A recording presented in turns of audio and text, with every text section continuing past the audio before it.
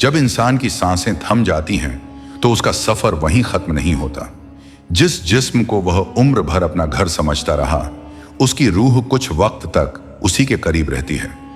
वो देखती है कि लोग उसके इर्द गिर्द जमा हैं, कोई रो रहा है, कोई खामोशी से उसे निहार रहा है। जिस्म को नहलाया जा रहा होता है, कफन पहनाया जाता है और रूह सब कुछ महसूस करती है, मगर कुछ कह नहीं पाती। फिर वह लम्हा आता है जब उसे कब्र की गोद में उतारा जाता है। मिट्टी गिरती है, आवाजें धीरे धीरे दूर हो जाती हैं और दुनिया पीछे छूट जाती है। उसी घड़ी अल्लाह के हुक्म से रूह फिर अपने बदन में लौटा दी जाती है।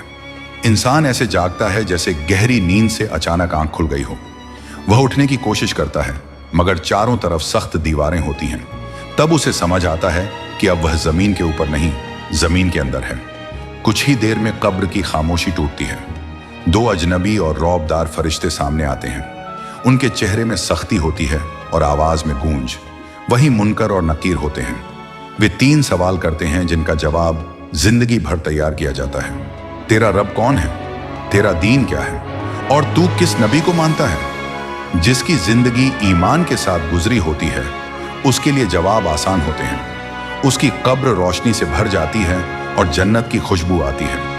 मगर जिसने हक से मुंह मोड़ा होता है, उसके लिए ये पल सबसे भारी बन जाते हैं। इसके बाद इंसान एक इंतजार की दुनिया में पहुंचता है, जिसे बरज़ख कहा जाता है। यह वो जगह है जहां हर रूह कयामत के दिन तक ठहरती है। वहां से जन्नत और जहन्नुम दोनों की झलक दिखाई जाती है, ताकि इंसान जान ले कि उसका अंजाम किस तरफ है। कभी कभी उसके अपने लोग उसकी कब्र पर आते हैं। कोई दुआ पढ़ता है, कोई आंसू बहाता है।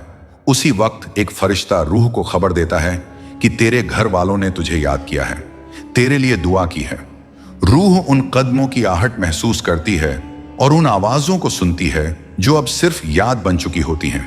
यह कहानी डराने के लिए नहीं, जगाने के लिए है, ताकि इंसान समझे कि असली जिंदगी मौत के बाद शुरू होती है।